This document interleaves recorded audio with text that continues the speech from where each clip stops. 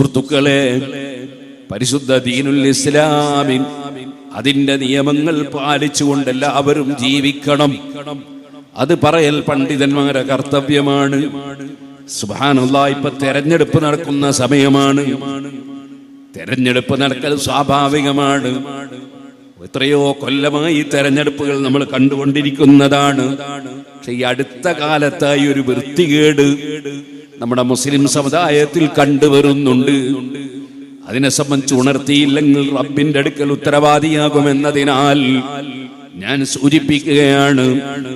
നല്ല യുവതികളായ സ്ത്രീകൾ അവരുടെ ശരീരത്തിൽ മറക്കേണ്ട സ്ഥലങ്ങളൊന്നും മറക്കാതെ തലമുടി തുറന്നിട്ടുകൊണ്ട് മാറിടം കാണിച്ചുകൊണ്ട് കൈത്തണ്ട പുറത്താക്കിക്കൊണ്ട്, അങ്ങനെ ഞാൻ എണ്ണി പറയണ്ടല്ലോ, സുബ്ഹാനല്ലാഹ്, റോട്ടിലേക്ക് ഇറങ്ങി അന്യപുരുഷന്മാരോട് കൂടെ തുള്ളിക്കളിക്കുന്നതും ഒന്നിച്ച് അതാ സെൽഫി എടുക്കുന്നതും അതുപോലെ തുടങ്ങിയിട്ടുള്ള ഒരുപാട് കാര്യങ്ങൾ പരിശുദ്ധ ദീനുൽ ഇസ്ലാമിന്റെ ശരീഅത്തിന്റെ നിയമങ്ങളെ പിച്ചു ചീന്തുന്ന വിധത്തിൽ, എന്തിനധികം പറയണം, സ്വന്തം ആങ്ങളെയും പെങ്ങളും പോലെ അല്ലെങ്കിൽ ഭാര്യയും ഭർത്താവും പോലെ അന്യപുരുഷന്മാരുമായി ഇടകലരുന്നൊരു സ്വഭാവം സുബ്ഹാനല്ലാഹ് നമ്മൾ നേരത്തെ പഠിച്ചതാണ്.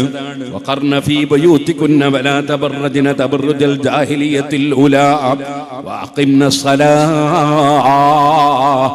തെറ്റുകളൊന്നും വരാൻ സാധ്യത പോലുമില്ലാത്ത നിഷ്കളങ്കമതികളായ അതേ നമ്മുടെ ഉമ്മമാരായ ഉമ്മഹാത്തുൽ മുഅ്മിനീൻ ഐഷ റളിയല്ലാഹു അൻഹയെ പോലെ, ഹഫ്സ റളിയല്ലാഹു അൻഹയെ പോലെ നബി തങ്ങളുടെ ഭാര്യമായി ജീവിക്കുന്നവരോട് പോലും ഖുർആനിന്റെ നിർദ്ദേശം, നിങ്ങൾ അത്യാവശ്യത്തിനല്ലാതെ ആവശ്യമില്ലാതെ പുറത്തിറങ്ങണ്ട, ആവശ്യത്തിന് പോകുന്നത് അനുവദിച്ചിട്ടുണ്ട്.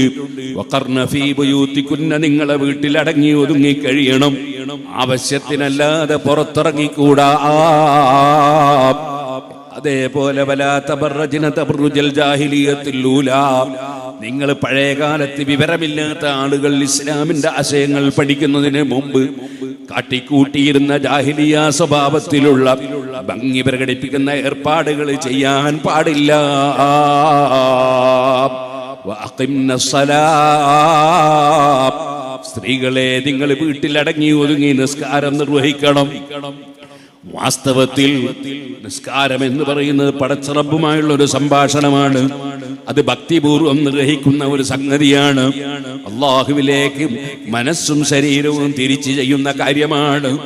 എന്നിട്ട് പോലും അതിന് പോലും സ്ത്രീകളെ നിങ്ങൾ വീട്ടിൽ നിന്ന് പുറപ്പെടണ്ട, മറിച്ചു വബയൂതുന്ന ഖൈറുൽ ലഹുന്ന, സ്ത്രീകൾക്ക് അവരെ വീടാണ് നിസ്കാരത്തിന് ഖൈറ് എന്ന് പഠിപ്പിച്ചുകൊണ്ട് പരിശുദ്ധ ഇസ്ലാമിക ശരീഅത്ത് പഠിപ്പിച്ചു എന്ന നേതാവ് മുഹമ്മദുർ റസൂലുള്ളാഹി സല്ലല്ലാഹു അലൈഹി വസല്ലം തങ്ങൾ പഠിപ്പിച്ച ആശയം അത് കാറ്റിൽ പറത്തിയിട്ട് ഇവിടെ ഒരിക്കലും തന്നെ രാഷ്ട്രത്തിനോ സമുദായത്തിനോ നന്മ ചെയ്യാൻ കഴിയുമെന്ന് ഒരാളും ചിന്തിച്ചു പോകല്ലേ.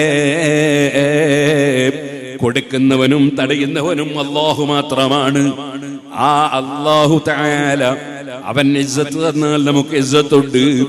അവൻ അതാ നമ്മെ നിന്ദ്യമാക്കിയാൽ നമ്മൾ നിന്ദ്യരാണ്. വലില്ലാഹിൽ ഇസ്സത്തു വലിറസൂലി വലിൽ മുഅ്മിനീൻ. അല്ലാഹുവിന്റെ ഖുർആൻ പഠിപ്പിച്ചതാണ്. ഇസ്സത്ത് അല്ലാഹുവിനാണ്, അവന്റെ റസൂലിനാണ്, വലിൽ മുഅ്മിനീൻ വിശ്വാസികൾക്കാണ്. ആ വിശ്വാസം പാലിച്ചുകൊണ്ട് തന്നെ നമ്മുടെ ജീവിതം നയിക്കേണ്ടതുണ്ട്.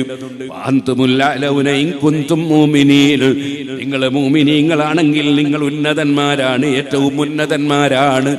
ഞാൻ ചോദിക്കട്ടെ, ഇന്നത്തതുപോലെയുള്ള സംഘടനാ സംവിധാനങ്ങളോ ഇന്നത്തതുപോലെയുള്ള സ്ഥാപന സംവിധാനങ്ങളോ ഇന്നത്തതുപോലെയുള്ള മറ്റ് സംഘടനാ ശക്തികളോ ഒന്നുമില്ലാത്ത കാലമല്ലേ നമ്മുടെ ബാപ്പമാരുടെ കാലം, അവരുടെ ബാപ്പമാരുടെ കാലം.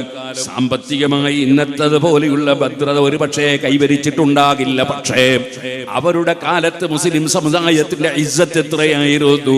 മുസ്ലിം സമുദായത്തിന്റെ നിലനിൽപ്പിന് യാതൊരു ഭീഷണിയും ഉണ്ടായിരുന്നില്ല. ഈ ഭീഷണികൾ മുഴുവനും ഇപ്പോൾ വന്നത് എപ്പോഴാണ്?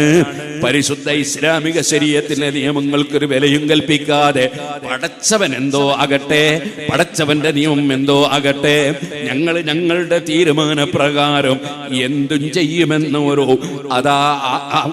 ആഗ്രഹത്തോടെ ആവേശത്തോടെ മുസ്ലിം സ്ത്രീകൾ പരിശുദ്ധ ദീനുൽ ഇസ്ലാമിന്റെ നിയമങ്ങൾ പിച്ച് ചീന്താൻ ഇറങ്ങിയപ്പോൾ അതിന് ഭർത്താക്കന്മാരും ബാപ്പമാരും ആങ്ങളമാരും കുടുംബവും ഒക്കെ സമ്മതം കൊടുത്തപ്പോൾ ഒന്നിന് പിറകെ ഒന്നായി മുസീബത്തുകൾ വരുന്നു, പ്രശ്നങ്ങൾ ഉണ്ടാകുന്നു, യുദ്ധങ്ങൾ അടിക്കടി അതാ ഉണ്ടാകുന്നു. അങ്ങനെ തുടങ്ങിയിട്ട് സ്വന്തം വീട്ടിൽ അടുപ്പിൽ കത്തിക്കാൻ പോലും കഴിയാത്ത സാഹചര്യത്തിലേക്ക് മൊത്തം സമുദായം മാത്രമല്ല, ഈ സമുദായത്തിന്റെ പേരിലല്ലേ മറ്റുള്ളവർ കൂടി കാവല് കിട്ടേണ്ടത്. ഈ സമുദായം പിഴക്കുമ്പോൾ മറ്റുള്ളവർക്കടക്കം അതിന്റെ ഭവിഷ്യത്ത് അനുഭവിക്കേണ്ടി വരുന്നു.